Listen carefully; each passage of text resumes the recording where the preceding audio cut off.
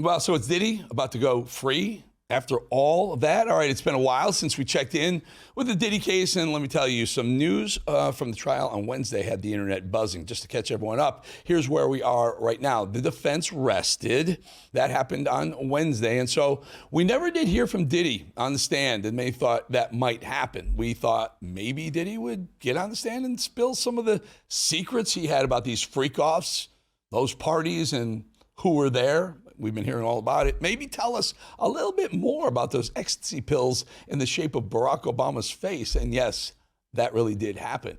Or about some of the unexpected attendees of the freak-off parties that were at the center of the case. We know that closing arguments kicked off today, Thursday, and that the judge in the case is aiming to have this whole thing wrapped up by the 4th of July holiday weekend, which is just days away. Now, before we get to that, what happened today, there was some misunderstanding about charges against the disgraced rap mogul Sean Diddy Combs being dropped around the internet. It's a bit confusing, but here's what's going on. So federal prosecutors, clearly trying to make it easier for the jury to convict Diddy, narrowed the racketeering conspiracy charges against Sean Combs. They removed claims of arson and kidnapping on Wednesday, just the day before closing arguments kicked off in the blockbuster sex trafficking trial. So, no, charges against Diddy were not all dropped. Not all, contrary to what everyone was saying online. Combs faces 5 federal counts of racketeering conspiracy, sex trafficking, and transportation to engage in prostitution. And as we know,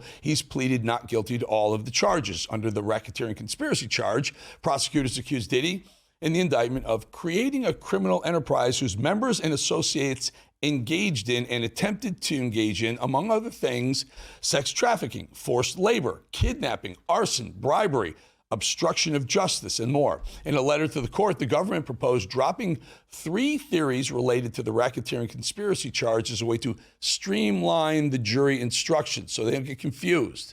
They can still convict him, not having to convict him on all the accounts.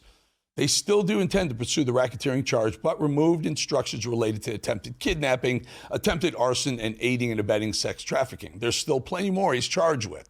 Here's what the prosecutor said in a letter, and I'm quoting, "The government is no longer planning to proceed on these theories of liability, so instructions are no longer necessary." So to be clear, all of the 5 federal charges against Diddy remain. Now, prosecutors made the move to streamline some of the charges after Alexandria Shapiro, one of Diddy's defense attorneys, passionately argued in court on Tuesday for a judgment of acquittal on all counts. She claimed there were deficiencies to each count, and then walked through each charge, outlining why each charge should be dropped. Shapiro argued that 2 of the 3 of the government's examples of kidnapping were insufficient, which explains why the prosecutors removed that particular element from the greater charges. In one kidnapping allegation, Capricorn Clark, Diddy's former employee, testified about being driven by Diddy's then head of security to a rundown building where she was subjected to lie detector tests for 5 days in a row.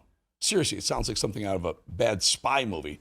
But if she failed, a man told her she would be thrown in the East River.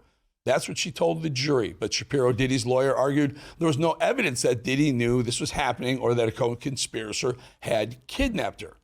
Now, that arson allegation we told you about, this is a few weeks ago, that allegation stems from a claim by rapper Scott Mescudi, better known as Kid Cudi, or Cutie, I'm not really sure how to say that, but Diddy lit his Porsche on fire in early 2012 after he discovered that the rapper had dated his longtime girlfriend, Diddy's girlfriend, Cassie Ventura.